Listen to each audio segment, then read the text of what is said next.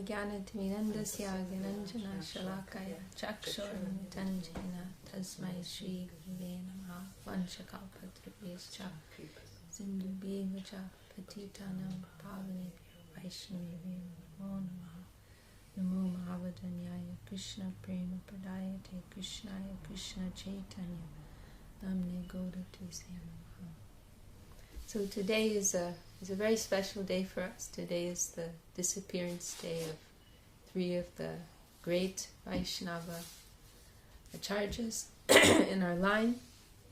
Srila Raghunath Das Goswami, Srila Krishnadas Kaviraj Goswami, and Srila Raghunath Bhatta Goswami. So it is our happy duty to say something of them for as an attempt to have service to our Gurudev and Guru Varga and for our own purification.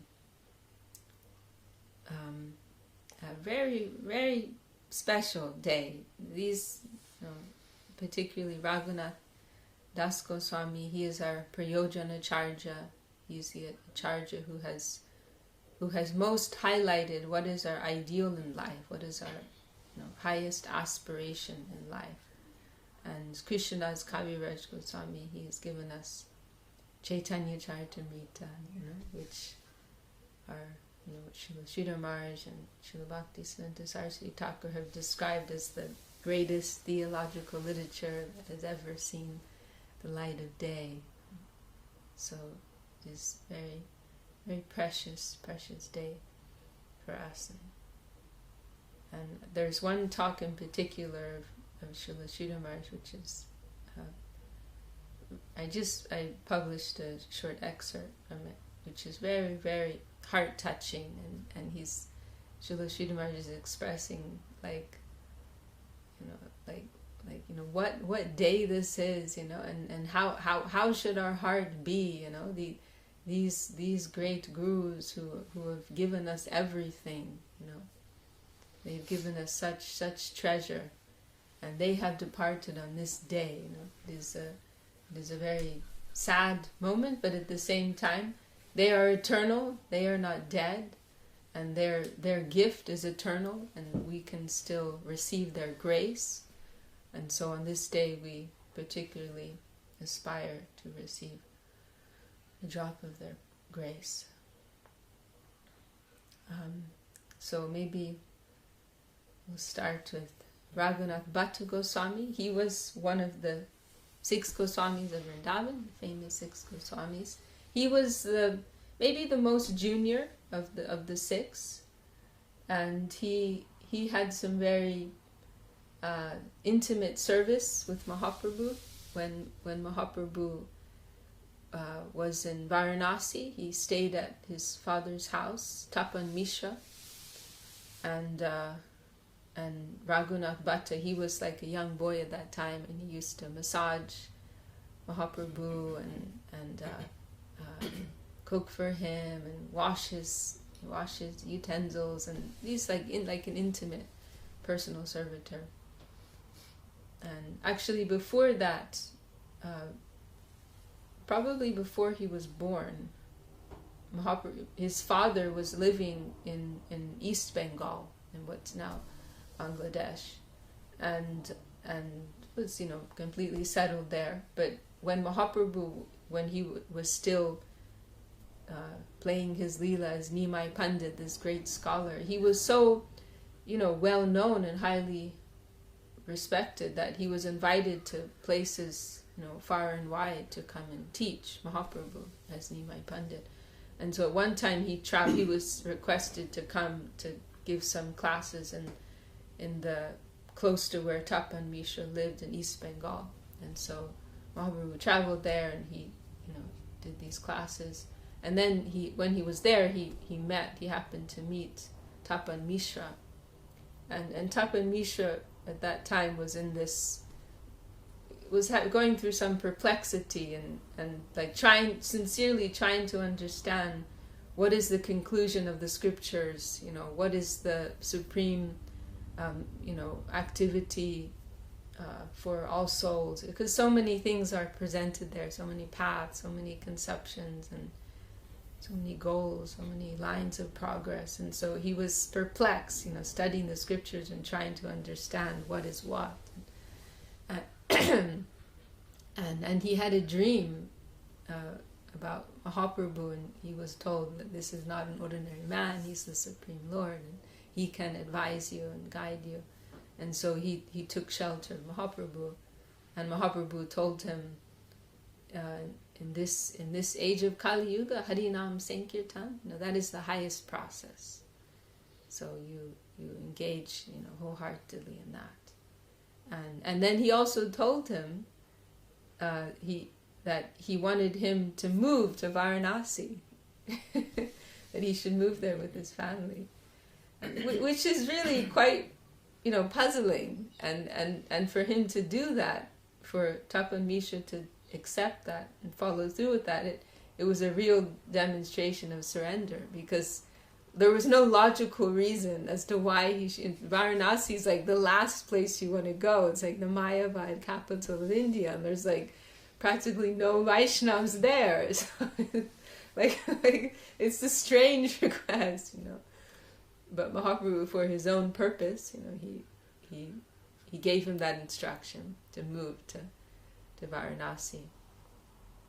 And so he did that. And then years later, I'm not sure exactly how many years, could have been 10 years or something, but Mahaprabhu, when he was a sannyasi, because at that time when they met, he was still this, living as a grihastha and a teacher. And then Mahaprabhu took sannyas, and he was traveling throughout India. And so when he was going to Vrindavan, he stopped in Varanasi. And there was they had a particular meeting. They just happened to encounter one another. I think Mahaprabhu was bathing in a river and chanting some prayers, and Tapan Mishra was able to recognize him. He was, his head is shaved, he's dressed as sannyasi, he looks quite different, but Tapan Mishra could recognize him immediately, and very joyfully approached him, and I'm not sure if I always get it mixed up, because there were two principal Vaishnavas in Varanasi. One was Tapan Mishra and the other was Chandrasekhar Acharya. And Mahaprabhu mostly stayed with one of them, and maybe he would take lunch at the other one's place. I'm not sure, but I'm not sure if Mahaprabhu actually stayed in his house, but he would visit him every day, regularly. So anyhow, they met again there in Varanasi, and then this relationship with his son, Raghunath Bhatta Goswami, developed, and he rendered these intimate services to Mahaprabhu. And Mahaprabhu instructed him, because he was fully surrendered, Raghunath Bhatta, and he wanted to stay with Mahaprabhu, follow him, stay with him in Puri, but Mahaprabhu told him, you serve your parents because your parents are Vaishnavas. It's instructive, that he gave that made that request. He told him don't marry, but serve your parents because they're Vaishnavas, and then when they pass away, once you've completed that duty, then you can come to stay with me. And he went, I think while his parents were still present, he went to Puri once and spent some time with Mahaprabhu, and he received Mahaprabhu gave him this very special garland, and they had some very sweet exchange in Puri, and then he went back to Varanasi, and then when his parents passed away, then he went back for another visit, and then Mahaprabhu told him to stay in Vrindavan, and then he stayed with this this group of the 6 Goswamis, and it's also mentioned about him that he had an extremely sweet voice, and they would have these gatherings of reading Bhagavatam, and Raghunath, he was always the one who would chant the shlokas, and he was also the junior one. That was more the custom, actually, that the more junior person would read, and then the more senior ones would comment and discuss like that. So Raghunath, he would read the verses, and he had this extraordinary voice, very beautiful voice with which he would sing the shlokas. And also it's mentioned about him, very nice point, that he very staunchly would not hear any criticism of a Vaishnava. He was very strict on this point. He would say, I'm just seeing that everyone is trying to serve. They're all trying to serve Krishna in their way.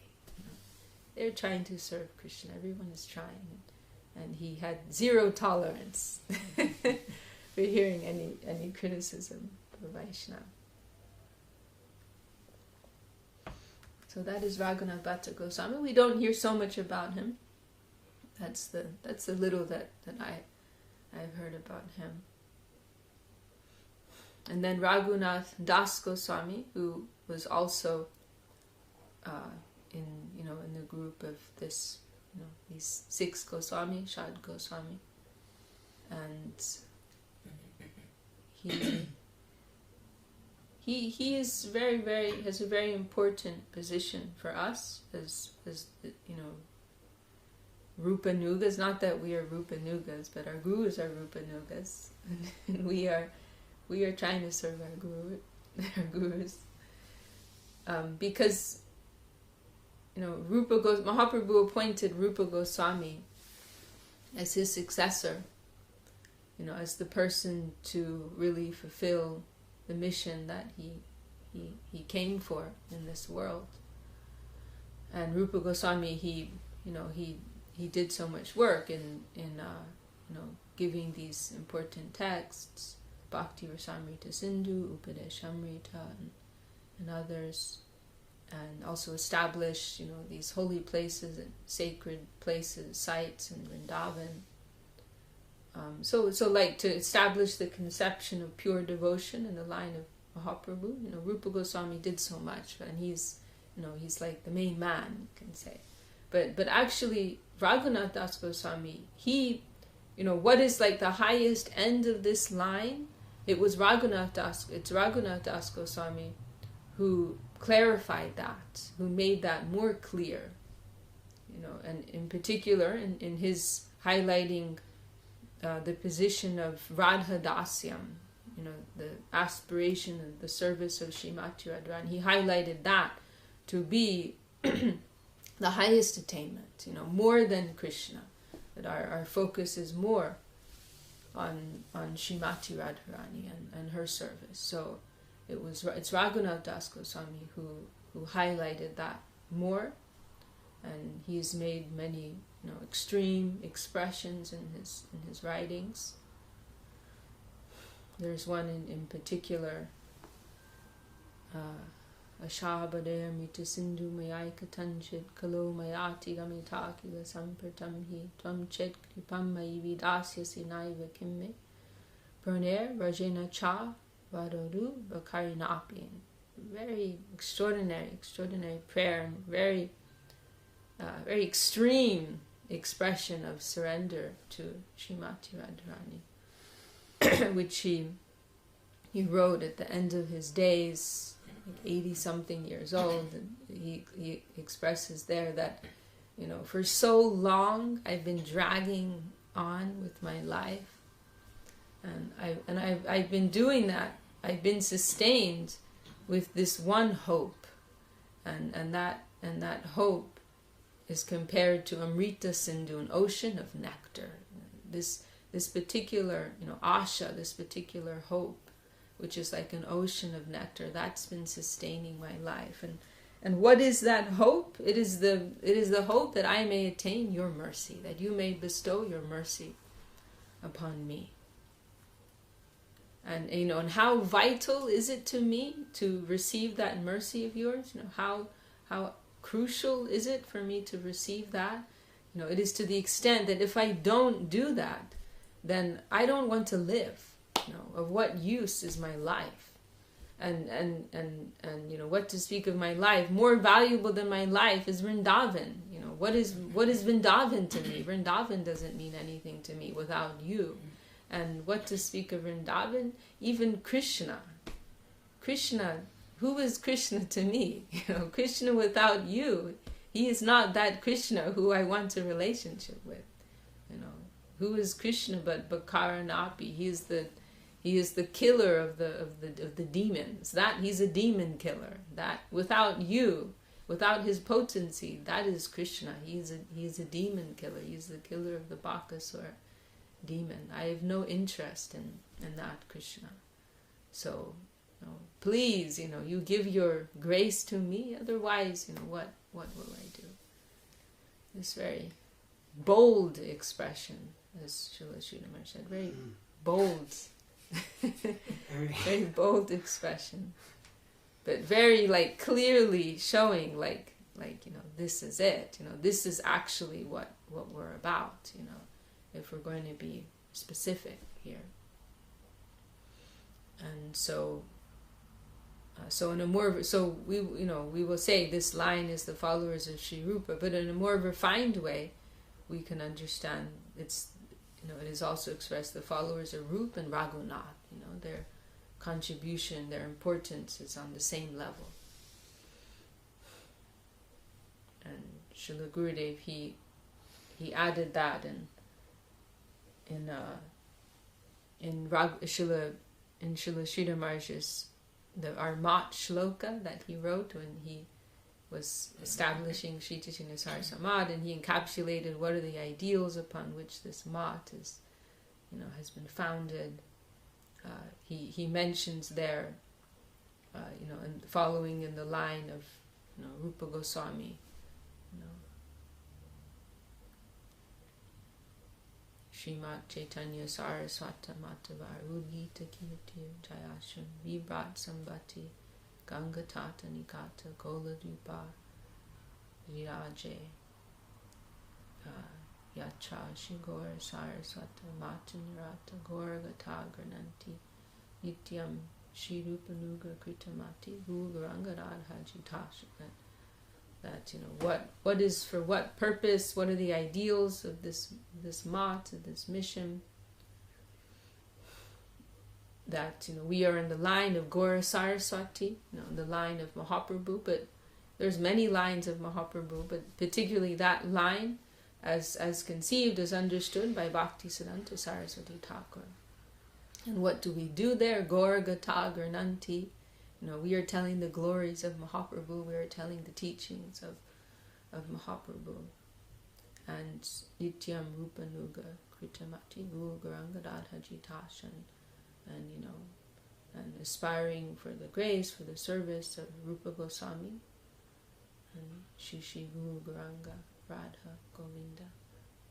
So, but Gurudev, he wrote a very beautiful expanded Bengali translation of this Sanskrit verse of Srila Sridhar Maharaj, and he adjusted that, you know, from followers of Rupa to Gurudev added Rupa and Raghunath. You know, that is more precisely, you know, more specifically what our line is.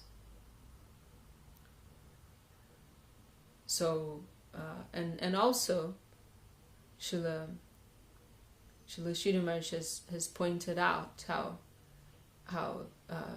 Raghunath Das Goswami, in the example of his life, he very precisely like shows like what is it precisely that we are aspiring for, you know, that is Radha Dasyam, but under the shelter of Sri Rupa. So Raghunath Das Goswami, when he, and we'll tell that also. I'm kind of like, you know, I'm approaching this in an ontological way first, and then we can tell more of the history. But when Raghunath Das Goswami finally made it to Puri, because he was for so long was trying to, you know, leave behind his worldly life and take shelter of Mahaprabhu exclusively in Puri. when he finally was able to do that, then Mahaprabhu put him under the care of Srup Damodar, and here we can conceive of Mahaprabhu as Radharani, Srup Damodar is Lalita Saki, and then so for 16 years Raghunath Goswami, Das Goswami was there in the shelter, particularly under the shelter of Srup Damodar. And then after Mahaprabhu left the world, then Srup Damodar, he's the, Dvitiya Vigraha, he's the second form of Mahaprabhu. He could not tolerate to live in separation, and so Srup Damodar left like the same day or the next day. So like all of a sudden Raghunath was like alone, like these two persons who were everything to him, they disappeared. And so he decided that that's it. I have nothing to live for, and he decided to commit suicide, and this is like real spiritual sentiment, like really, without them, they're everything to me. What do I have to live for? And so he decided to go to Vrindavan and to jump from Govardhan Hill and to give it his life. But when he got to Vrindavan, then he met with Rup and Sanatan. And then he felt, Mahaprabhu is not left, actually. Mahaprabhu is here. Mahaprabhu is living within them. And so he took shelter of them, and particularly of Rupa Goswami. And so Srila Sridhar Maharaj, he points out how Raghunath, he, like particularly this line, what has been pinpointed as particularly the goal of our line, the shelter, service of Radharani, under Lalita, under Rupa. Raghunath Das Goswami in his life, he demonstrated that, and it was particularly under the shelter of Rupa that he felt, yes, like this is my place. And so there's another talk of Srila Sridhar Maharaj where he expresses it in this very charming way, like he found the desired stop, like on a train, and the desired stop, it was there, under the shelter of Shri Rupa. So, like, who is more of a Rupa Nuga than Raghunath Das Goswami? And then, so he had such deep affinity for Srila Rupa Goswami. And then when Rupa Goswami left the world, he wrote some very, very intense, very heart-rending prayers expressing separation from him. Shunyayate mahagoshtam grinjo jagrayate tundayate mahagoshtam jivato rahitasya me. I'm missing one part there. But saying that when you think of Raghunath Das Goswami, you think of Govardhan. He wrote these, he stayed in Govardhan, he wrote these prayers aspiring for the shelter of Govardhan. Mahaprabhu personally gave him a Govardhan Shila. So, who else did Mahaprabhu personally give a Govardhan Shila to? I don't know. But we're told he gave to Raghunath Das Goswami. So when you think of Raghunath, you think of Govardhan. When you think of Raghunath, you think of Radha Kund, because Radharani was everything to him, as is expressed in that verse which we just discussed. However, in this verse, he's highlighting like how indispensable is the connection of the Vaishnava, because he's seeing Rupa Goswami as his guru, like guru as that shelter, who makes all these things meaningful. That analogy of the disciple like the lotus flower, in the water that is Shri Guru, being nourished by the sun, the Krishna sun, So without the shelter of Guru, then that sun just dries up the lotus. The sun is only nourishing, is only meaningful with the connection of the water. So with the Ashaya Vigraha, that shelter-giving person. So Raghunath Das Goswami, he expressed this in these prayers after the disappearance of Sri Rupa. That without the shelter of my Guru, all of these things, they're not only have they become meaningless, but they actually I feel them to be inimical to me. And he in those prayers he says, like, Radha Kund is like a tiger coming to devour me. Govardhan is like a python coming after me. Like these things have become frightening. Without the connection of Guru, without the shelter and that safety given by Guru, these things are dangerous for me. So he shows, how crucial, how indispensable is the connection of the Vaishnava. And Srila Sridhar Maharaj also mentions in this connection the statement of Ramananda Rai in the Ramananda Sambad, that when Mahaprabhu asks him, what is the greatest kind of suffering? And it is curious. He answers like this. He says, he doesn't say separation from Krishna. He says separation from the devotee of Krishna. It really strikes you, But so much importance is put on the connection of the Vaishnava. He says the greatest suffering is separation from the Vaishnava, from the devotee of Krishna. That is more painful. And so that is expressed in these prayers of Srila Raghunath Das Goswami. Srila Sridhar Maharaj, when some of the disciples of Srila Swami Maharaj Prabhupada, they came to seek shelter of Srila Sridhar Maharaj after Swami Maharaj, just after he left the world, and Srila Sridhar Maharaj, he quoted these verses, with sympathy, acknowledging, expressing, what a devastating position this is to be in, without the shelter of one's guru. So all of these things were expressed by Srila Raghunath Das Goswami, and he also, in a very clear way, he demonstrated that this world has nothing for us.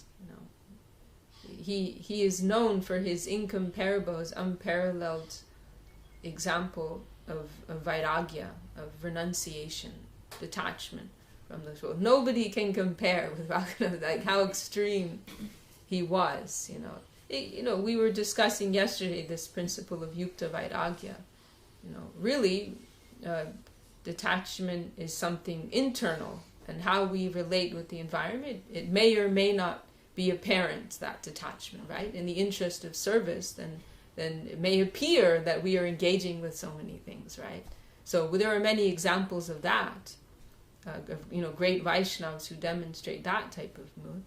But Raghunath, he shows this particular example, and that is also helpful for us, that example, just in a very clear and concrete way, demonstrating we need nothing from this world. It's all about the upper connection and the upper plane. And it is very extraordinary. It's all the more striking because Raghunath, he was born into a very wealthy family. They were like billionaires. I was hearing Gurudev's talk the other day, and I think he said, because they were tax collectors, and I think they collected 1,200,000 rupees a year, and they could keep 800,000, 8 lakh, and that's already a lot by today's standard. But then Gurudev pointed out, at that time, you're talking billions. We're talking what's his name? The guy who owns Amazon. Like that level. Gurudev said 1 kilo of rice was 1 paisa at that time. Like 1 penny. 1 kilo of rice was 1 penny at that time. So like how much was 800,000? I can't. We'd have to like do some serious mathematics here. They would collect 1,200,000.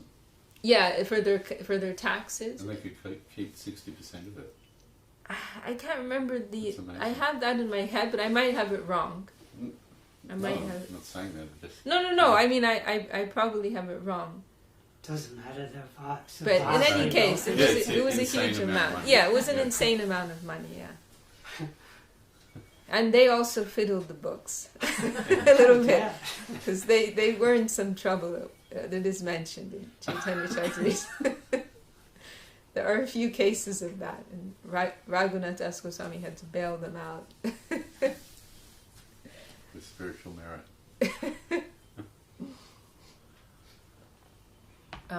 Yeah, whatever the amount was, it was, as you said, an insane amount of money. So they were like so extremely wealthy, and Raghunath Das Goswami was the only son. He was the only child, and he was the son, and so, and especially, in Indian culture, this is like major, like all your hopes are pinned on that person, So they had like major expectations of him, and wanted to hand everything over. But Raghunath was like, had zero interest, like absolute zero interest. And he was trying to run away from home, really was just wanted to leave everything, but they kept bringing him back, and there was one very nice exchange when Raghunath's mother and father, they're discussing this issue, like what are we going to do about him, and the mother she says, why don't we just tie him down? Like, why don't we just tie him up with some rope? And then the father, and Srila Gurudev really liked this comment. He quoted it a few times. That his father said, he already has like as much wealth as Lord Indra, in the heavens, and he has a wife as beautiful as an Apsara, as a heavenly maiden. These are the greatest ropes in this world. What will some ordinary rope do to him? These are the most binding things in this world.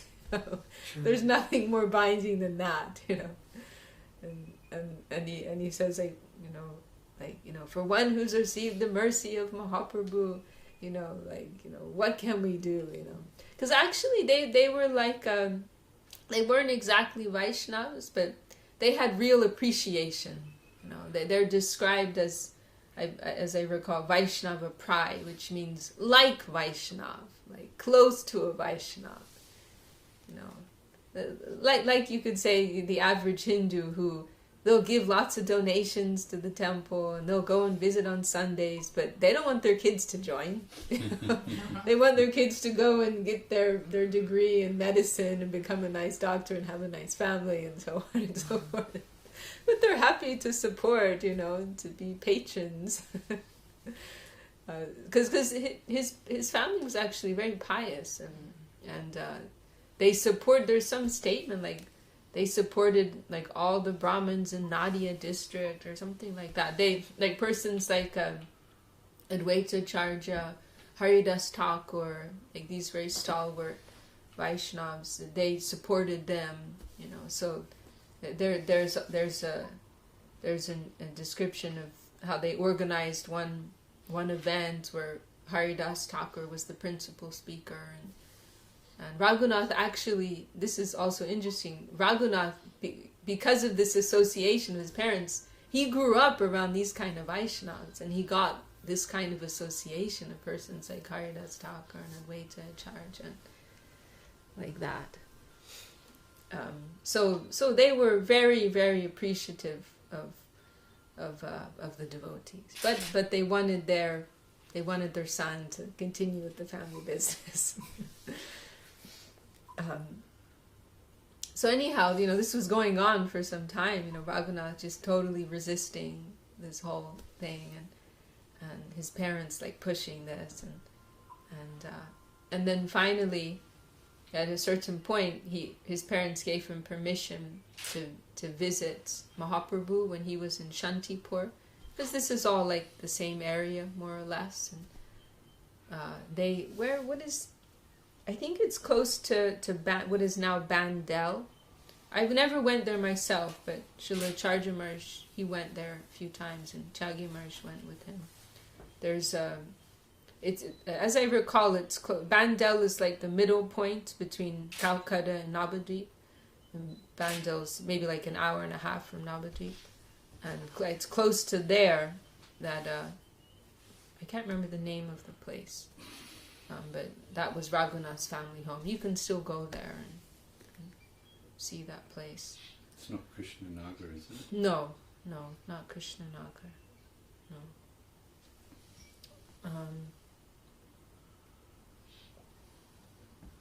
But so anyhow, at one point his parents gave him permission to go, and Mahaprabhu was at Shantipur, at the home of Advaita Acharya, and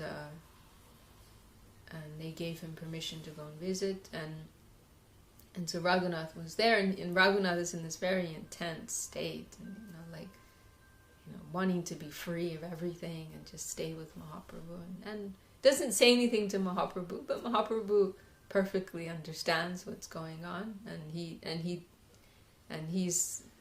like, Mahaprabhu's like kind of cutting with him, and he tells him, Stira hoya gore jao nahao batula. He tells him, calm down, go home, don't be crazy. And then krame, he says, gradually one will cross over the ocean of material existence. It will happen in a gradual way. Don't be too eager, don't be too rushed about giving up everything. So it's very, very instructive for all of us. And Mahaprabhu gave practically the same instruction to Rup and Sanatan when they wanted to give up their government work and stay with him. Mahaprabhu basically told them, cultivate it inside, internally cultivate it. Don't be in so much of a rush to, on an external level to dive into that, but it's an inner spiritual culture. Mm. So Mahaprabhu told him that, and he also mentioned there this Markata Vairagya, like we're not, what we mentioned the other day, monkey renunciation. We're not interested in monkey renunciation, just making some external show. And so we can understand Mahaprabhu gave those instructions for our benefit. And so Raghunath, he really took that to heart, and he went home, and he became like involved with the family work, and he got married even. But all the time he was also like looking for that when the opportunity would come, And I think Mahaprabhu had also told him like the time will come, it will come, but be patient, wait. When Krishna wants, he will give you his mercy. So you wait for that. And so Raghunath was like waiting for that. And then this occasion took place when Nityananda Prabhu was nearby in Panihati. Panihati is like in the outskirts of Calcutta somewhere. Nityananda Prabhu was there with some of his followers. And it's not said explicitly there, but as I recall, it says something in Chaitanya Charitamrita, something like Raghunath considered something in his mind, but it was like he realized to get Mahaprabhu's mercy, he first had to get Nityananda Prabhu's mercy. That was like the missing ingredient. So this is what we understand, as Srila Sridhar Maharaj has pointed out, this is what we understand to be our line, that first you get the mercy of Nityananda Prabhu, then you can get the mercy of Mahaprabhu, and then you can get the mercy of Shri Shri Radha Krishna. It has to be like that. So he realized like that was like the missing thing,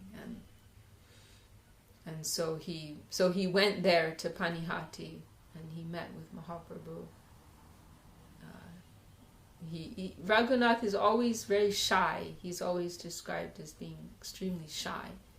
And when he reached where Nityananda Prabhu was, he was seated under a tree with some followers around him, and Raghunath stayed at some distance and gave his dandavats from a distance. And because he was, so shy, so humble by nature. And Nityananda Prabhu called him, and he said, like, "You are a thief, what are you doing? Come close." And then Nityananda said, "I'm going to punish you. And your punishment is that you have to put on a festival for all of my followers." And so Raghunath organized this, like, you could say, like a festive breakfast. Chira, it's called the Chira Dadi Mahotsav. This Chira, it's translated often as chipped rice. You'll see it's not chipped rice. It's actually, they call it poha in other parts of India. Maybe you know it by that name. Yeah, but in Bengal they call it chira. And so it's this pre-cooked rice and flattened, and you just like add some water, and it's like instant. So chira and dadi is yogurt. So the festival became known as the Chira Dadi Mahotsav. Those were like the principal ingredients. And this chira and yogurt and sugar and so many sweets and fruits, and so he arranged this very grand festival, and people came from surrounding areas to come and participate. And it's described that even Mahaprabhu came there, but Mahaprabhu came in an invisible form. And so Nityananda Prabhu saw him, and maybe a couple others saw him. And they had this very like sweet exchange where Nityananda's like feeding things into Mahaprabhu's mouth, and like nobody can see Mahaprabhu. And had this very, very sweet festival. And it's mentioned there how, and I like this so much, that Raghunath, he purchased all these ingredients, bought out all the shops, the local shops, like to buy all these ingredients. And then those very same shopkeepers, he gave them the prasadam in this festival. I think this is like demonstration of real mercy. Like he's paid for all of this, and then he's giving it back, freely. So they had this very wonderful festival, and Nityananda Prabhu was very pleased with Raghunath. And Raghunath's wealthy, right? So he's using his resources, for the service of the Vaishnavas. And he also gave pranami to everyone. So Nityananda Prabhu was very, very pleased with him, gave his blessings to him. And after that, then Raghunath understood, now the door's open for me, now I will get the mercy of Mahaprabhu. And so he went home, but from that time on, it's said that in these like rich people's houses, they had like 3 zones. There was like the inner zone where the owners would stay, and then there's an outer zone where someone else would stay, and then there's the most outer zone where only the servants would stay. And so from that time on, Raghunath, he wouldn't go into the inner quarters. He only stayed on that outer zone. And he was just waiting for the opportunity to leave. And he had guards, because his parents, they'd seen before, he kept trying to run away. So he literally had guards, like watching him, watching his every move. But then one morning very early, I think it's Jadunandana Acharya, he was the family guru, who actually was a real Vaishnava. But he came there very early in the morning, maybe like 3:30 or 4 or something like that, 3 or 4. And I don't remember the exact details, but there was some problem with the pujari. I think he was going away, he had to go somewhere, he needed to arrange a pujari. some issue with the pujari, and so he asked Raghunath for help to organize this. Because Raghunath had like this position, so he asked him for help in requesting someone to do the puja or something like that. So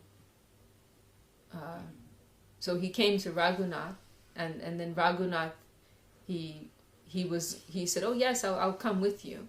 And so they went out together. And so the guards, they saw, "Oh, he's with the family guru. It's okay, you know."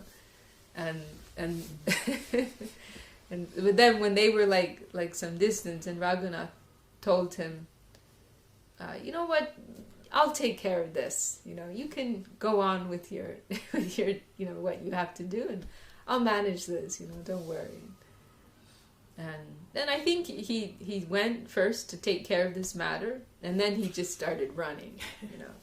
But he was very clever, because first he went for some time in the wrong direction, because when they realized he was gone, they'd all go on like the main road to Puri, right? But he went first in the opposite direction, going away from Puri for some time. And then he turned around again and he went towards Puri, but he stayed off of the main road, and he went like, you know, in more like, you know, countryside, more remote kind of area, and you know, hardly ate anything, hardly slept. He ate on, like, it's mentioned in Chaitanya, like on 5 of the days, or I can't remember, but the journey took him 12 days to get from where he was to Puri. I don't know the distance. It's like an 8 or 9 hour train ride. I don't know the distance exactly. But anyway, like practically running, he got there in 12 days. And hardly eating, hardly sleeping. And then he arrived to Puri in this like, you know, mad, in this like very, you know, disheveled, you know, condition, you know, like very, very thin, and he's a mess. And when he arrived at Mahaprabhu, he told his servant Govinda, like, you know, take care of him and make sure he, you know, gets everything he needs, he has food, and etc. And Mahaprabhu receives him, and very affectionately, and he says there, Mahaprabhu, this very like extreme statement. He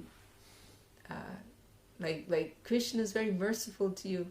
He has rescued you from the stool ditch of material enjoyment. Like so heavy. And then he makes some really heavy comments about Raghunath's father and uncle, Hiranya and Govardhan, Majumdar were their names, and like along those lines, Mahaprabhu makes some really heavy statements about them, and then he says, but they're like my uncles or something like that, so I can joke about them in this way, because I think also Mahaprabhu's father Jagannath Mishra, he was also a Brahmin, so they had some relationship, and so Mahaprabhu like made this expression, like, I can talk about them like that, they're like my family members. And then Mahaprabhu put him in the care of Sri Damodar, and they became known. They were associated. They were so much associated that Raghunath became known as Swarup's Raghunath, Swarupera Raghu, because there were different. There was Raghunath Bhatta Goswami. There's Raghunandan Thakur, and maybe another one, and so like there were different Raghus. So he became known as that Raghu, like the Raghu who's with Swarup Damodar, Swarupera Raghu. But then at a certain point, he started to, because he had gone to Puri like thinking, I'm going to get the direct connection of Mahaprabhu, and so at a certain point he was feeling a little like disappointed, like of course Swarup Damodar is everything, but there's a part of me that's hankering for a connection directly with Mahaprabhu. So he was feeling this at a certain point, and he was always extremely shy, and he would never like directly bring something up. And I think Srup Damodar brought it up to Mahaprabhu, that he wants something directly from you, and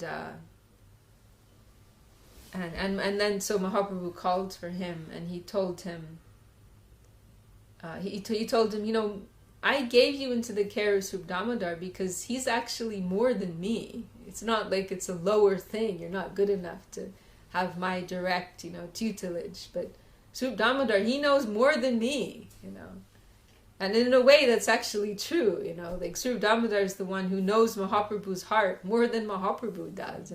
And when Mahaprabhu's in a particular mood, it's Srup Damodar who knows like how to care for him in that mood, what he needs in that mood. So he has a very special position, Srup Damodar. So he tells him, it's not a lower thing. Srup Damodar is actually more than me. So don't feel like you've gotten less of a bargain here. But then he tells him, however, if you really want something directly from me, then I can give you this. And he gives these famous instructions to Raghunath, which are helpful for all practitioners. Gramya kata na shunibe, gramya varta na kuhibe, balona kaibe or balona padibe, amani manada hoya Krishna nama sada lobe, Braja Radha Krishna Seva Manase Koribe. That first point is don't hear Ramya Kata. Don't hear worldly talk. Literally, it means village talks. Like gossip, material topics. Don't hear that and don't speak it. Don't speak it. Don't hear it. Now, don't eat too nicely, and don't dress too nicely, and remaining humble within your own heart, remaining free from the desire for prestige. Give honor to others. Give honor to others. And then he also says, and this part isn't really for us, this is for higher level Vaishnava, within your mind, render service to Shri Radha Krishna in Vrindavan. So he gives these very important instructions to Raghunath Das Goswami. And then, as I mentioned before, he also gave the Govardhan Shila personally. And Mahaprabhu someone had given that Shila, and that Shila is still it is in the Gokulananda temple, I think it is called. It's like a small Shila that is still there in Vrindavan.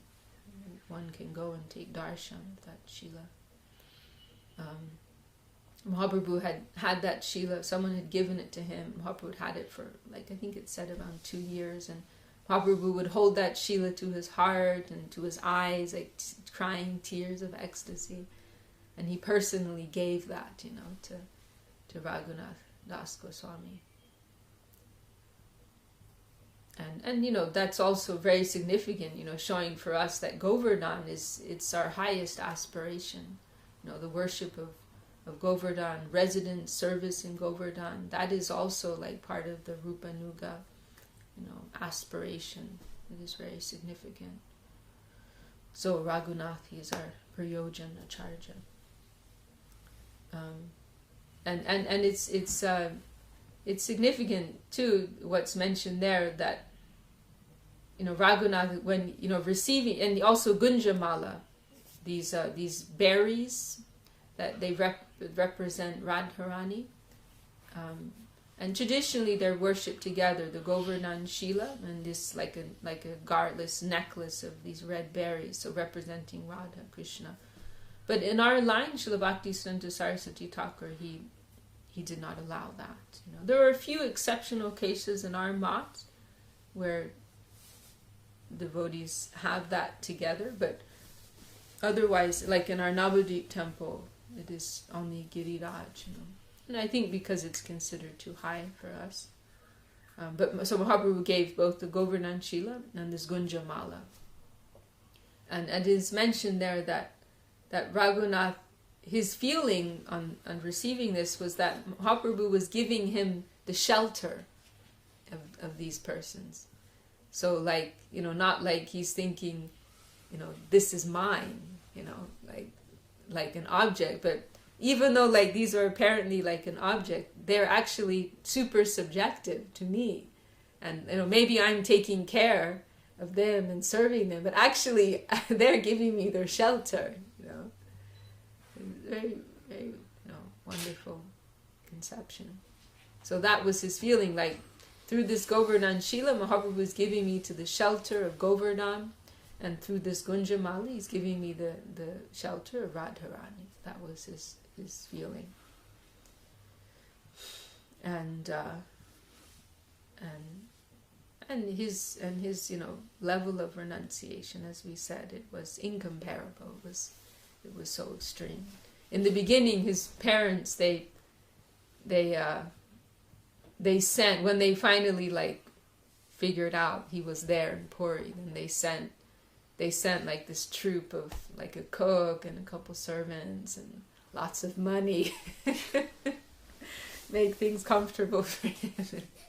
And Raghunath didn't accept any of it, but then he thought, well, maybe I can use some of this for the service of Mahaprabhu.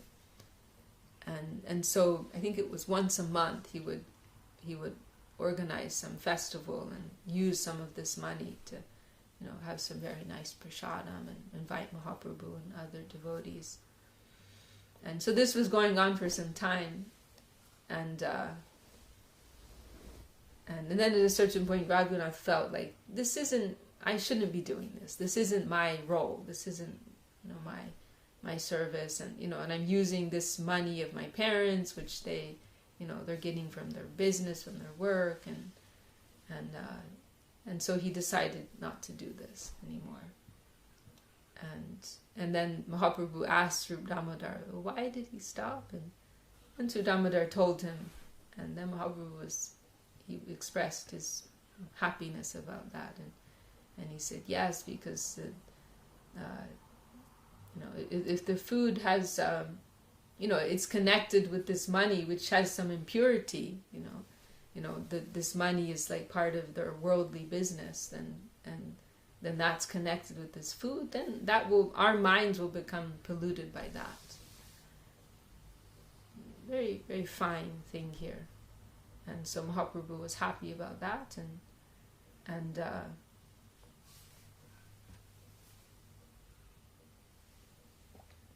then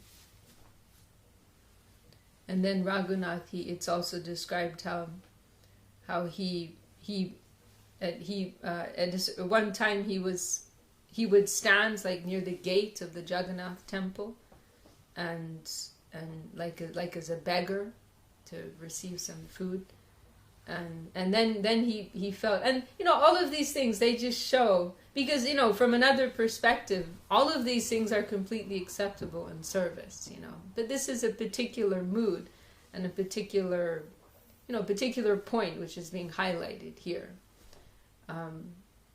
It's highlighting some very, very fine and very subtle things, and according to one's consciousness actually everything can be adjusted, but here a particular point is being highlighted.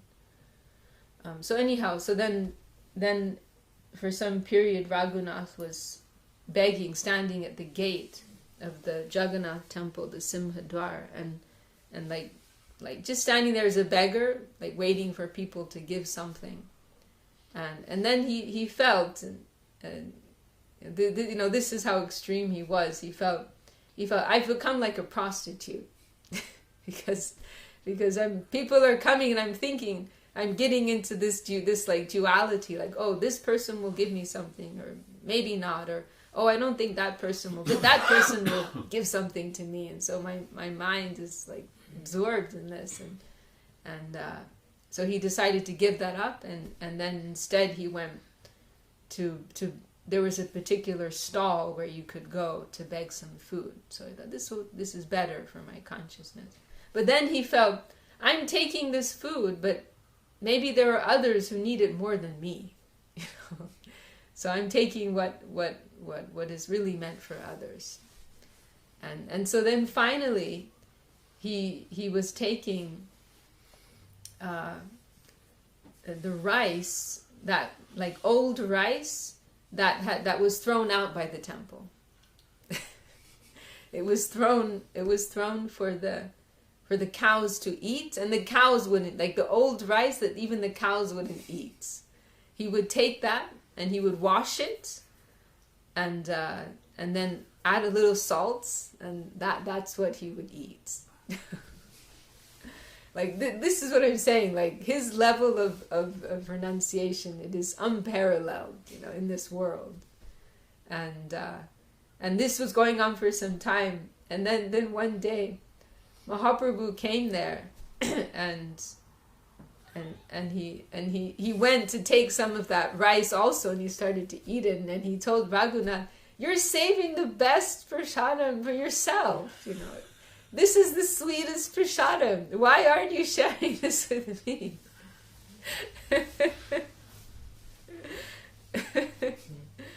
And then Mahaprabhu started to eat that himself. And then Sri Damodar, he stopped him. You know, this isn't for you. You stop this. And then later, in his last days, when Raghunath was living in Vrindavan, he was living on, like, towards the end, just like a cup of buttermilk, like some buttermilk every day, you know. And then in this very last period, I think he took nothing. And it's mentioned in Chaitanya Charitamrita. I think it says 22 hours a day he was engaged in you know, Hari Bhajan, you know, in his you know, spiritual cultivation, life, worship. And then maybe it was like 2 hours or 2.5 hours or 1.5 hours that he had in the day for sleeping and eating.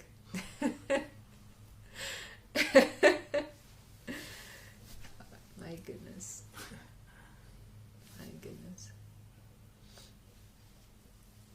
Because, you know, he's living on the Prapana Jivanamrita, actually. He's living on some other substance. He's living on that amrita, that only the surrendered souls, you know, some higher substance. And he doesn't need anything from this world. So that is Raghunath Das Goswami. I wonder what time it is. We want to say something about Kaviraj. Oh, it's already after 10. If you want to say something, we'll just say a little bit about Srila Krishnadas. Kaviraj Goswami, who in that talk of Param Guru Maharaj, which I mentioned at the beginning, when he goes to talk about Kaviraj Goswami, Srila Sridhar Maharaj says, you know, that giver of the greatest wealth, like, what can we say about him? You know, how important, how valuable he is to us and what he has given us. You know, we cannot fathom. You know, but you know, that Chaitanya Charitamrita, the greatest text. You know, if all the scriptures were lost in the world, but we only had this scripture, you know, nothing would be lost. That was Saraswati Thakur's statement. So he has given us that. And it's quite extraordinary, actually, because Kaviraj Goswami actually didn't meet Mahaprabhu, didn't meet Nityananda Prabhu directly. He was the next generation. However, he was, Srila Sridhar Maharaj describes him as a direct disciple of Raghunath Das Goswami. And because Raghunath Das Goswami had very intimate association with Mahaprabhu and Sri Damodar, then Raghunath, he was privy to what practically nobody was. You know, like that inner, that, you know, who is Mahaprabhu actually, you know, ontologically, you know, Mahabhav, Rasaraj Mahabhav, Dui Ek Swarup, you know, this combined form of Shri Radha Krishna. Like, who knew? Actually, hardly, you know, we're told that now, we know that now, but in the time of Mahaprabhu, you know, even like amongst so many of his devotees, they didn't know that. like in Chaitanya Bhagavat, that's not known. That's not expressed in Chaitanya Bhagavat. That's Vrindavan Das Thakur, who's an eternal associate, but he's not giving that, So this was some very, like a very secret knowledge, you could say, very hidden knowledge, which 2 or 3 persons knew. And so Kaviraj Goswami, even though he didn't have the direct association of Mahaprabhu, he got the association of who was most intimate to Mahaprabhu. And so he actually got more than so many others who had the direct association. And so he was requested, and it's beautiful because he was requested by like senior devotees in Vrindavan. Like, we feel you can give what's missing, The Chaitanya Bhagavat was like, at that time it was Chaitanya Mangal. That was like by Lokanath Goswami, right? Is it I think it's Lokanath. Chaitanya Mangal is Lokanath. What we call Chaitanya Bhagavat now, but was Chaitanya. I think it's Lokanath Goswami. But I'm not sure. No. This is terrible, I can't remember. But anyhow. There's 3. Yeah, there was another Chaitanya Mangal, but I mean the one that... I'm sorry. Chaitanya Bhagavat is by Vrindavan Das Thakur. Correct. I'm getting mixed up here. Yeah, and Chaitanya Mangal is... that was... Lokanath. Yeah, that's what I'm thinking of, yeah. But Chaitanya Bhagavat, that was like the principal book about Mahaprabhu, and the Vaishnavas in Vrindavan, they would read that, regularly.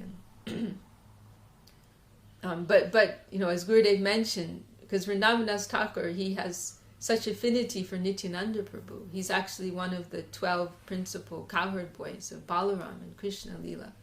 So he spends so much time glorifying Nityananda Prabhu that he doesn't have time to go into many of the, especially the later pastimes of Mahaprabhu. So there's a lot that's left out, and so the Vaishnavas, they were feeling this necessity to hear more about Mahaprabhu's Leela. And so it's interesting and it's beautiful that they've requested Kaviraj Goswami, who was junior to them, but no doubt because of his connection with Raghunath, seeing he's the one who can do this better than anyone else. So it's beautiful to see, how that spiritual current, it can move in unexpected ways. It's not bound by rigid hierarchy and all these things. And they're recognizing with real Vaishnavata, he can really give something that we don't know and we don't have. So they especially requested him. And then it's all, Kaviraj Goswami describes in Chaitanya Charitamrita how, receiving that request from the Vaishnavas, he went to this Madan Mohan deity of Sanatan Goswami and prayed, like, is this what you want? Like wanting some confirmation. And at that moment when he prayed, at that exact moment, a garland from the deity fell down. And everyone in the temple at that time, they were able to recognize like some transaction had taken place here. And the pujari took the garland and brought it to Kaviraj Goswami, and so he took this as the order, of Madan Mohan to write this extraordinary scripture. As Param Guru Maharaj points out, that it's perfect both from an ontological perspective, philosophical perspective, and also poetically speaking, in terms of the poetry and the presentation. It's so fine and so perfect.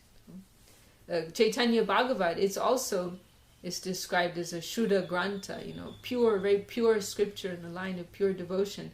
But the style is different, and it's perfect in its way. But it's like Gurudev said, like over flooded with enthusiasm, and it's not like this very like fine presentation, poetic presentation, systematic presentation that you find in Chaitanya Charitamrita. So that is also something, impressive about Chaitanya Charitamrita. I mean, it's like there's heavy Siddhanta there, like that, especially in the Adi Leela. It's hard to go through it, some parts, because it's so like so scientific, what's being presented there, and so philosophical. And then there's also so much sweetness. It just it melts your heart.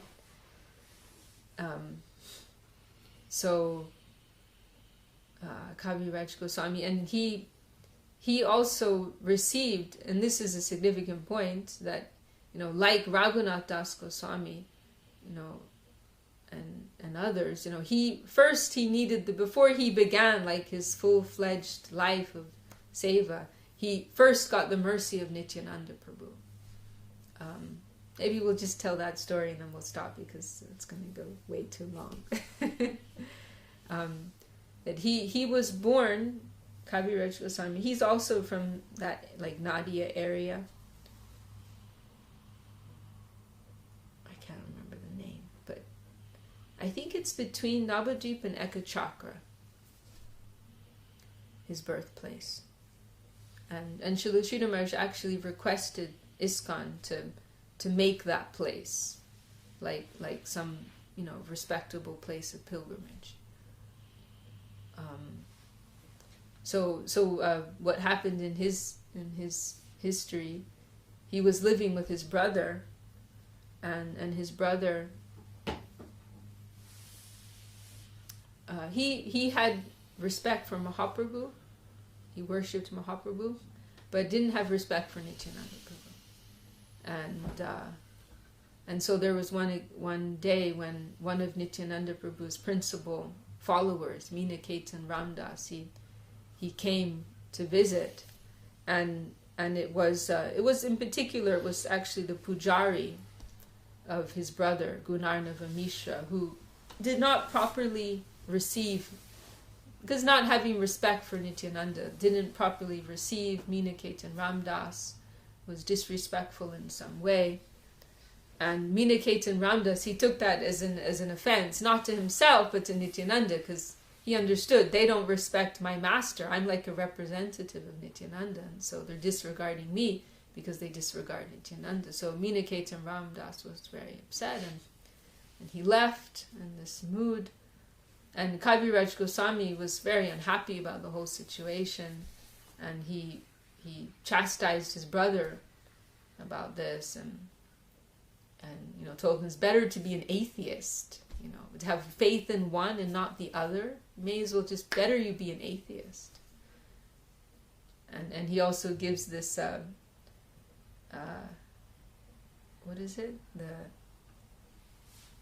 Kukuti Nyai, Arda Kukuti Nyai. It means the logic of half a hen. This is like a Bengali farmer expression. I mean, it will be it's like appreciated in like the Indian farmer culture. It sounds funny in our world here, but that if a farmer says, I have to spend so much energy feeding this hen, all I want is the eggs, so I should just like cut the hen in half and throw away the part that I have to feed. Just keep the part that gives the eggs. Like, that's how mad this is. You cannot eliminate one and have the other. It does not work like that. Impossible in your wildest dreams. So he chastises his brother like that. And Nityananda Prabhu is so pleased with him. And he appears to him in his dream that night. And it's a very wonderful vision. It's described. Gurudev loved this description. When Tyagi Maharaj published that book, Nityananda Mahimamrita, he presented it to Gurudev, and Gurudev went through it and said, you have to include this part, So in the second edition, Tyagi Maharaj included it. But it's this, in Chaitanya Charitamrita, this section, describing this beautiful form of Nityananda that Kaviraj Goswami sees in his dream. And he's this beautiful, beautiful figure, like in these dressed like in these silken clothes, silken turban, and he's in this like intoxicated state, and like gently swaying to and fro, and chanting Krishna, Krishna, and and all of his associates are surrounding him like bumblebees, and there's this very wonderful analogy. His teeth are compared to pomegranate seeds, because in India they like to chew this pan, this like tobacco, betel nut, and so Nityananda Prabhu, because he chews that and his teeth are stained red, and normally that looks really gross. But on Nityananda Prabhu, it's like an ornamental thing, so it looks like pomegranate seeds, which is just such a perfect analogy.